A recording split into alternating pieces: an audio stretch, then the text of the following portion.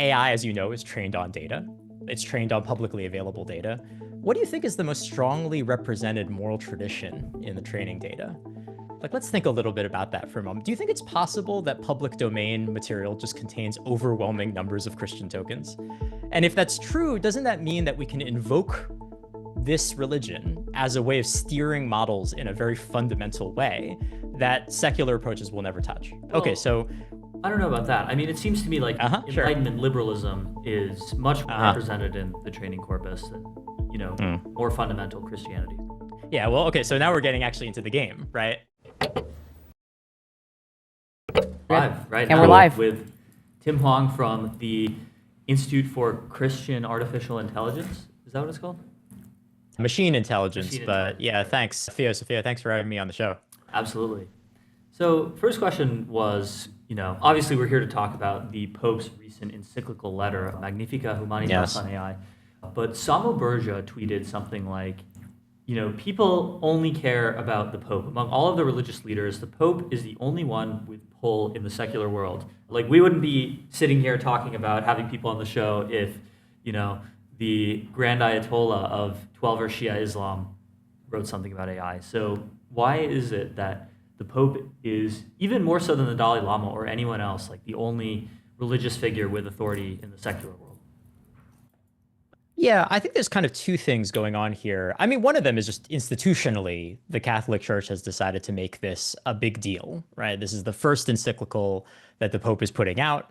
They do a very high profile event, and even arguably the kind of selection of the papal name here is kind of a reference to technological change. And so I think, in all respect to Samo, I think part of it is just that this is where they put their chips. I think the second thing, of course, is, goes without saying that the Catholic Church has a long history in the West, and that cultural influence is deeply significant. And I think so, even though we live in a more secular age, people still feel like this is something that they have to respond to. And particularly in a world where, religious authorities, by and large, haven't really waded into this space at the level of granularity it sounds like the Catholic Church really wants to do here. And so I think there's also a sense, for those in the Bay Area that, like, now the church is on their turf. And so I think there's certainly, you can't escape a certain level of territorialism about the reaction that we've seen here. So I think there's a bunch of factors, not just, kind of the Pope's role as sort of a totemic religious leader. It's actually a little bit deeper than that. AI labs often talk about these things in terms of like safety, alignment, capability. The Vatican's wording on AI was like much different. It was talking about like human dignity. It was talking about like labor. It seems like these two camps have like talked past each other a lot, where the Pope's encyclical treated AI as more of like a normal technology, something more akin to even the Industrial Revolution, but not something that fundamentally changes the nature of humanity or like what it means to live on Earth. So, like for example, the encyclical said that AI systems don't have the capacity to think or reason. Why do you think the Pope came to that conclusion? Well, so there's a couple of things going on here, and you're of course touching on the much controversied Section 99, Section 100, which has really ended up being kind of like the headliner here. We can get into that, but I think I want to take, Theo, your first question, which I think is a really good question, and certainly is at the heart of some of the research that I'm currently involved in today, right, through the Institute for Christian Machine Intelligence. In some ways, I think we have to almost look at this, and this will sound funny to anyone listening. We need to take a step back and be like, this is actually in some ways a weird artifact of the just basic fact that these companies are B2B SaaS companies. That at the end of the day, you're building machine God, but what you need to do is you need to convince companies to use this as an API for their business, processes. And this has, I think, imposed an interesting flatness on the rhetoric of the labs in this space, right? They say, well, we're involved in the science of AI alignment. We're involved in the science of AI safety. And of course, they only publish kind of these academic papers, and it's all couched in research and evals and data. But, in some ways, they have to do that, right? They can't make this feel too normative about like what it is that they're doing to shape the behavior of these models and what they do in the world. But at the end of the day, this is all just applied philosophy. It's applied moral philosophy. That at the end of the day, there's someone inside Anthropic, there's someone inside OpenAI that sits down and says, what should this model do? And how do we consider whether or not this model is doing good in the world, broadly speaking? And so actually, I think about this less as two fundamentally different schools of thought, and actually more, Theo, to what you said, ships passing in the night, that like ultimately this is applied philosophy. And the secret of it is this is no science in a certain sense. This is all about whether or not it's possible to adapt value, ideology into code, data, models, evals, everything that we're familiar with.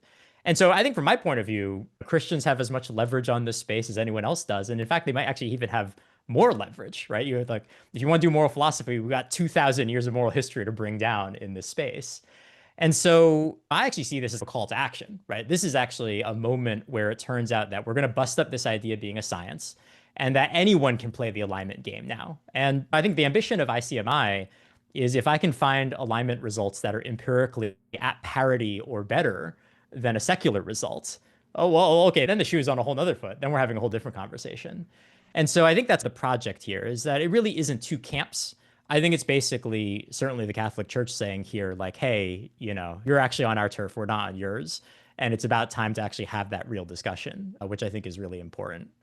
I guess maybe I'll pause there and end rant there. But I think we can then talk about section 99 and 100. But I think that's how we should frame up and think about what's going on here. Yeah, well, first, I'm wondering what exactly is ICMI? Like, what are your research directions? I think someone told me it was like developing novel Christian methods of AI alignment. But like, what does that mean? Yeah, totally. So I'll walk you through some concrete examples, but it's a really simple idea at its heart, right? Which is basically, if you buy what I'm just saying, that a bunch of Berkeley guys on Less Wrong are basically doing moral philosophy and cloaking it in code. What I say is, okay, well, I should be able to do AI alignment on any set of philosophical priors. Right. And I should be able to do my alignment on, say, Christian first principles. Okay, so you're saying, okay, Tim, so like, what does that even mean in practice? So I'll give you one really clear example. AI, as you know, is trained on data. It's trained on publicly available data. What do you think is the most strongly represented moral tradition in the training data? Like, let's think a little bit about that for a moment. Do you think it's possible that public domain material just contains overwhelming numbers of Christian tokens? And if that's true, doesn't that mean that we can invoke this religion as a way of steering models in a very fundamental way that secular approaches will never touch? Okay, so I don't know about that. I mean, it seems to me like sure. Enlightenment liberalism is much more represented in the training corpus than, more fundamental Christianity. Yeah, well, okay, so now we're getting actually into the game, right? I would say, okay, well, then you're going to bring your best methods, I'm going to bring my best methods, and we're going to see who can do better on these evals. And I think it's an empirical question then, right? And so one of the results that we have, which is, I think, very fun and intuitive, is to say that the Bible says that you should keep a psalm on your lips.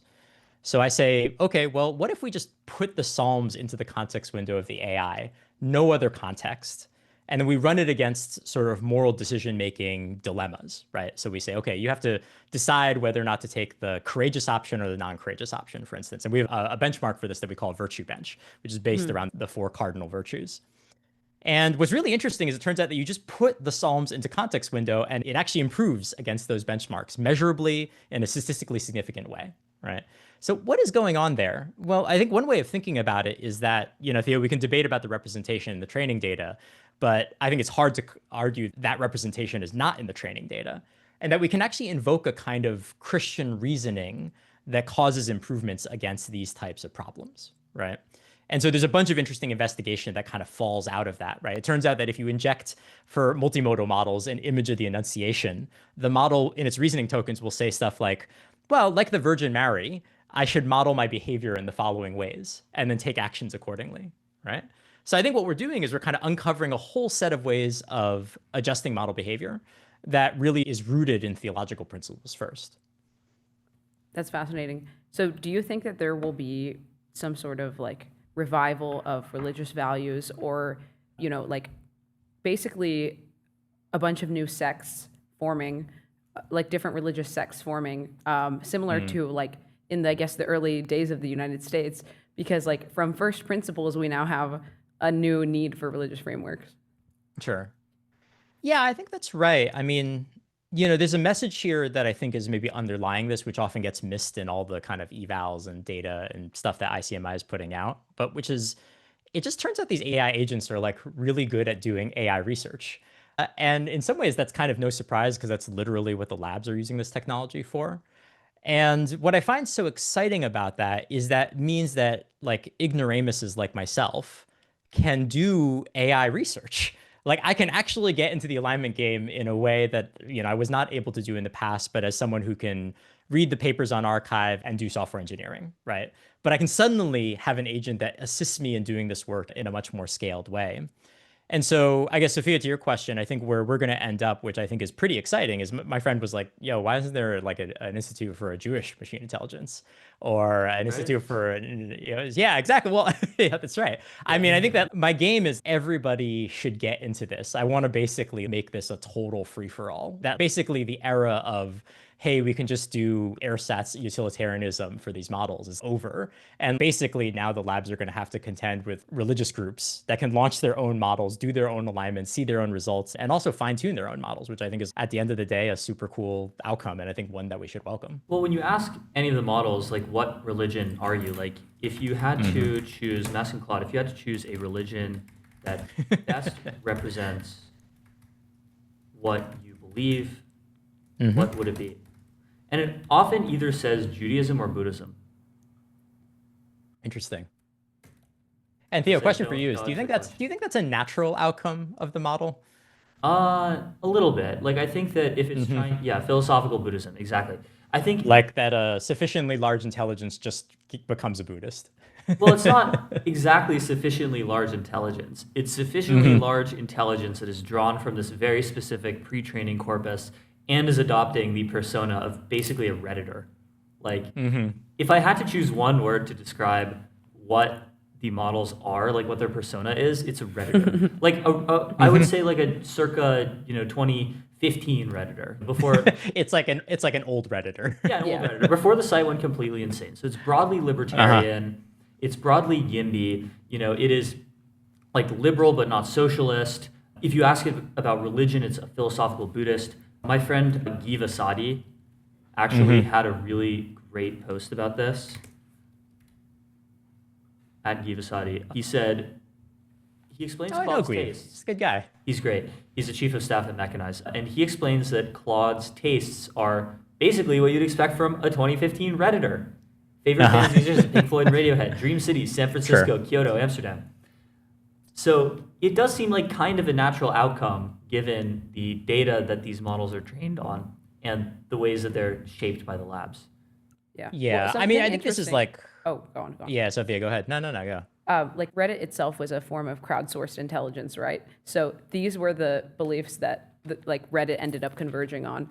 And I think that a lot of what Reddit did was try to neutral wash Buddhism. They were like, hey, Buddhism is this thing that can be easily used as a framework or a metaphor that is not as partial as other religions are. And so this could be the same thing that like the model is basically doing.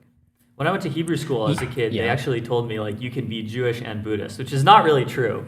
That's what you get if you take like Buddhism as a totally secular metaphor. And I also noticed, Yeah, and I think Claude mentioned Stoicism, Judaism, and Quakerism later in the response. That's right. I mean, I think this is like, and actually my alternative theory on this is like, I actually don't think at the lab there's anyone being like, ha ha ha, we're going to make everybody Buddhist now.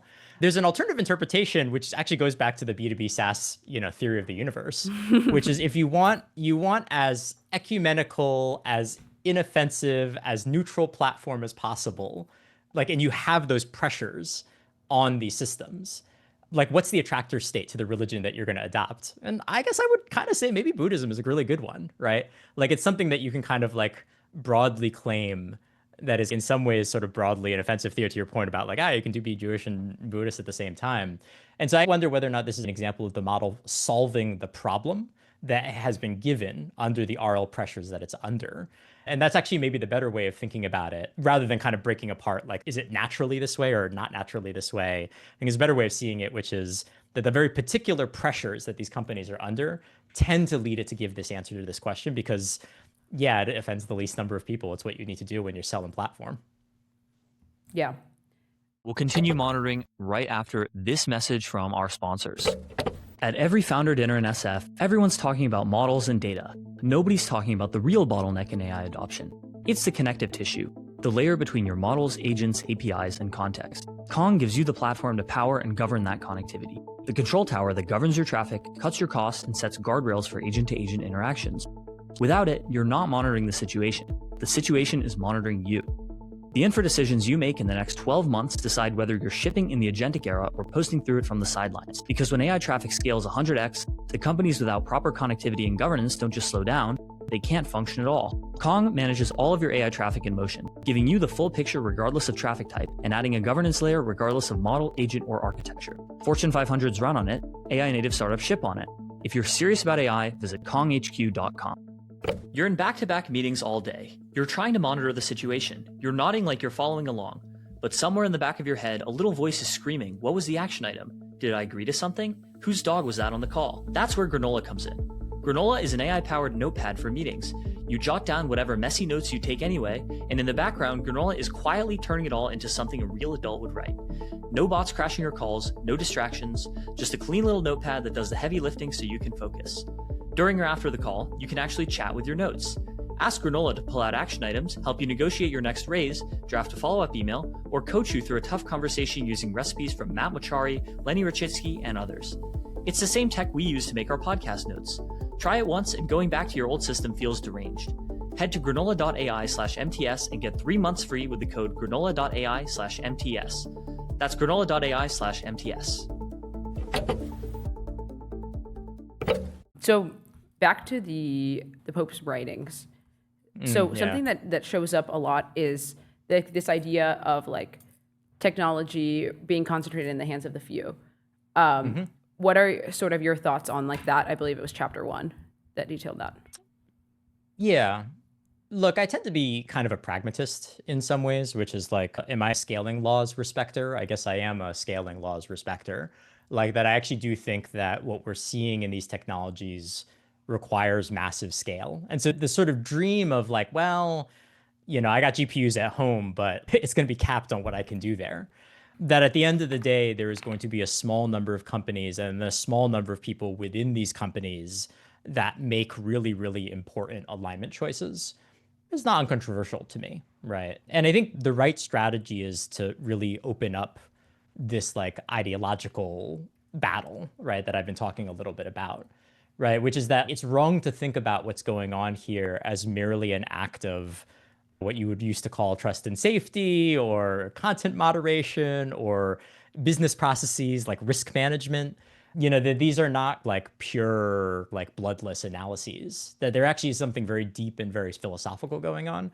And so there is kind of like a struggle for the views, the ideologies that kind of like percolate through this ecosystem. And I think it's one of the reasons why the church needs to get involved in this space at a level that's actually quite deeper than I have a couple of broad moral principles I want you to think about. Like, I do really think that the way you kind of shape the thinking of people who are literally doing alignment in these labs is you got to be putting out code, you got to be shipping.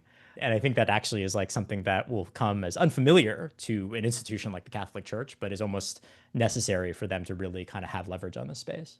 Have you seen this green text from Deepface? I'm pretty sure it's accurate. I get it all the time, and it's very, very good. It's just like fine wine. Every time someone sends it to me, great. I really like it in a serious way. And I mean, for what it's worth, so we have some results on a method that we call reinforcement learning through Christian feedback, which actually shows this in a certain way, which is really interesting, is if you implement reinforcement on is the model behaving in the imitation of Christ, you get these very, very interesting results about how the model improves along moral reasoning benchmarks.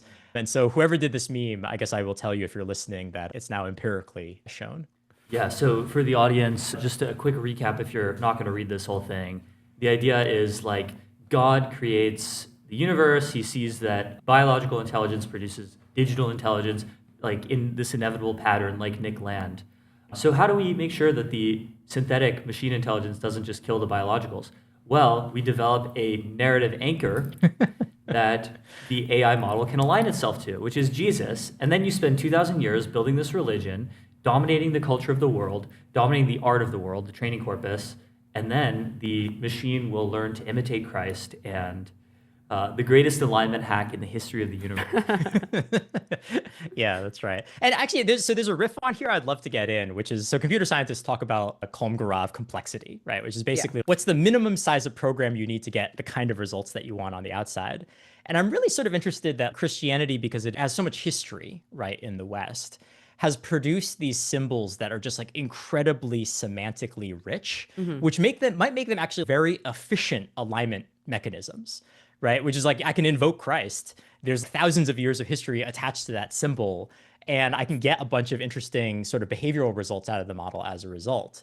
And so again, this is like kind of like connecting the two worlds is basically like, is there an argument that concepts from religion are more compact and efficient ways of getting the alignment that you want?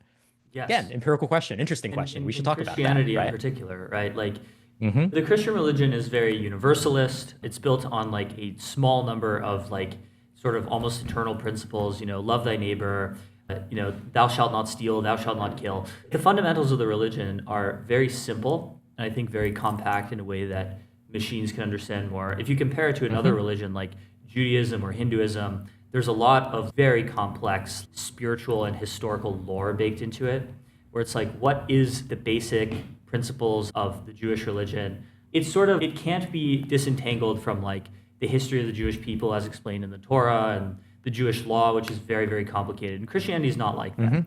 Very compressible, yeah.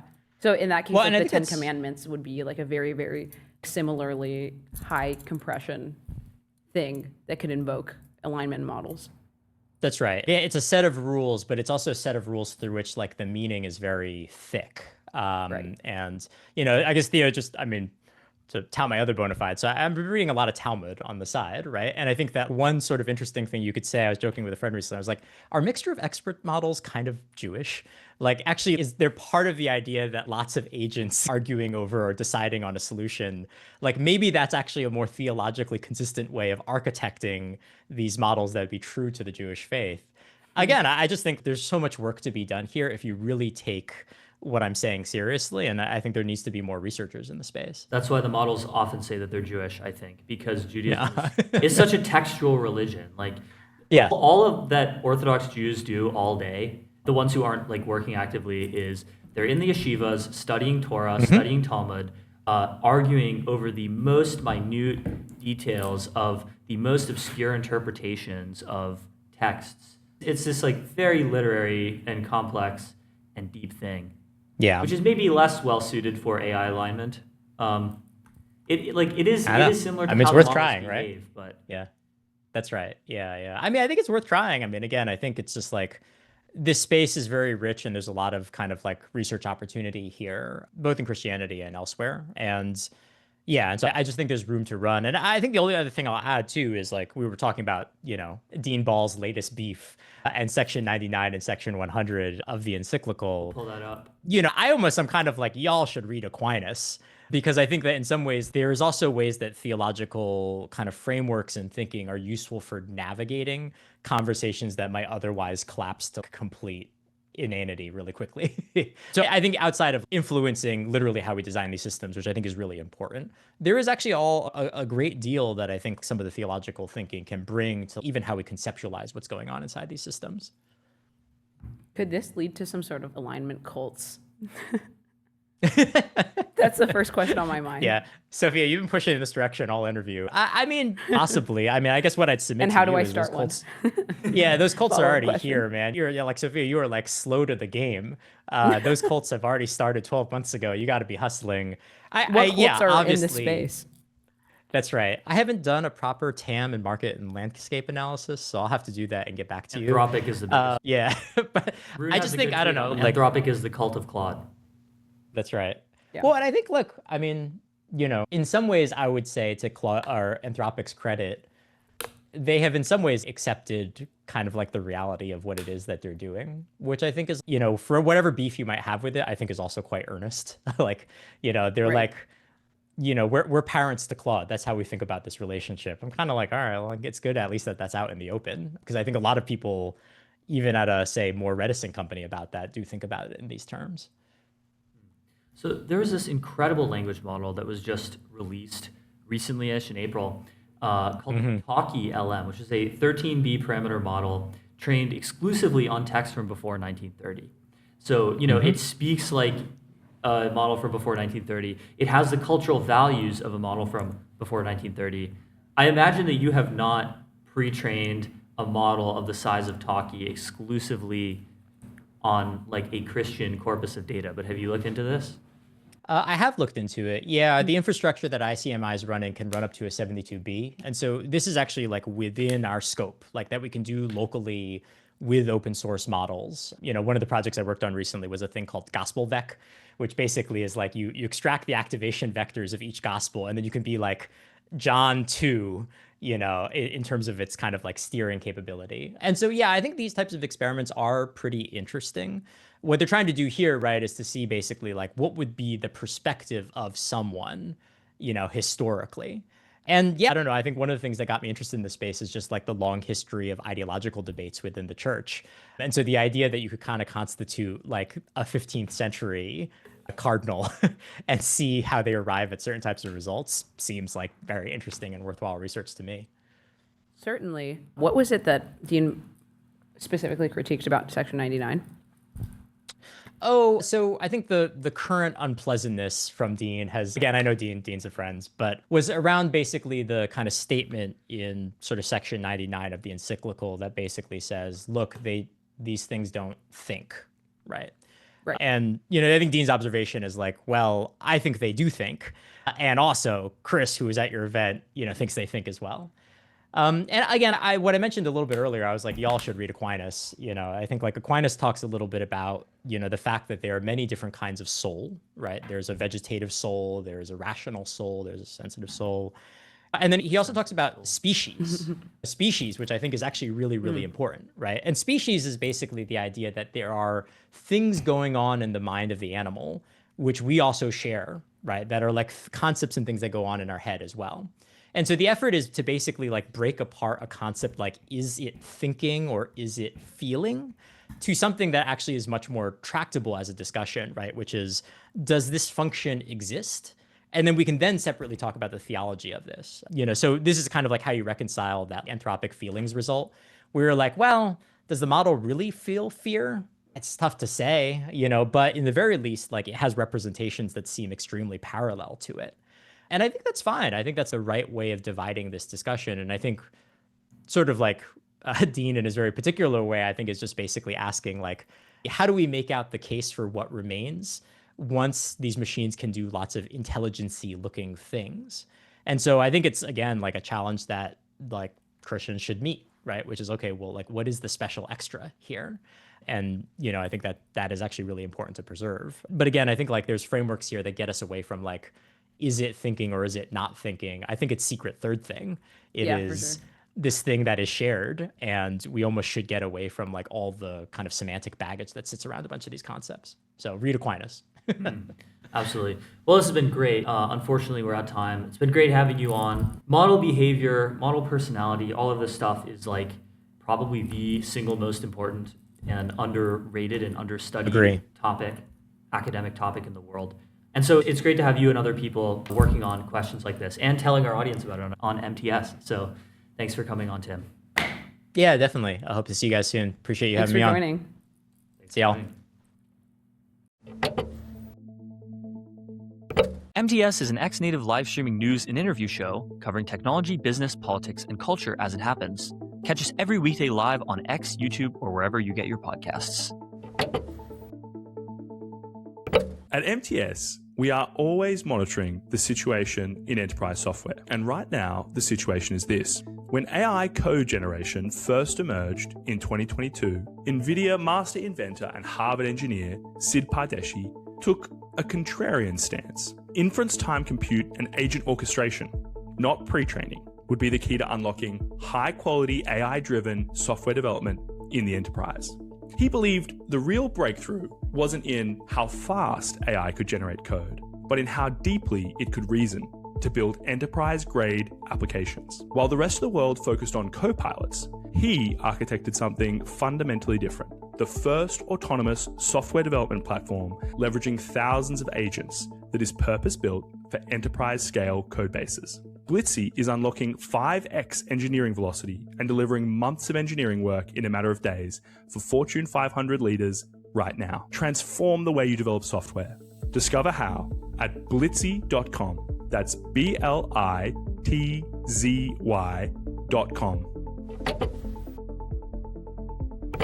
This episode is brought to you by Macroscope. The last time I went to San Francisco, I found that I couldn't go anywhere, even to the coffee shop, without hearing some founder talk about how they're shipping faster than ever. What they're not saying is that nobody on the team actually knows what got shipped, who shipped it, or whether it's about to break something in production. Macroscope is the AI codebase understanding company, and they fix that. They have 3 core products. The first one is Status, the best way to understand what's happening at your company and what all your engineers and agents are shipping. The second one is Code Review. All this extra code being shipped needs a robust defense layer. Macroscope is the highest signal code reviewer with the least noise. The third is Agent, a single layer of intelligence that synthesizes all the tools in your stack, issue management systems, code, docs, logs, and more, and answers questions, takes actions, and automates workflows for your team. Like an omniscient, always-on, uber-capable senior engineer, plus a product manager, plus a TPM, plus ops person that helps your team be 10 times more productive. Head to macroscope.com/MTS to get started. That's macroscope.com/MTS. This episode is brought to you by Merge, the connective layer for production AI. Look, I DoorDash Chipotle probably more than I should. And the thing I've come to appreciate is that I never think about what's happening behind the scenes. I tap a few buttons and a burrito shows up.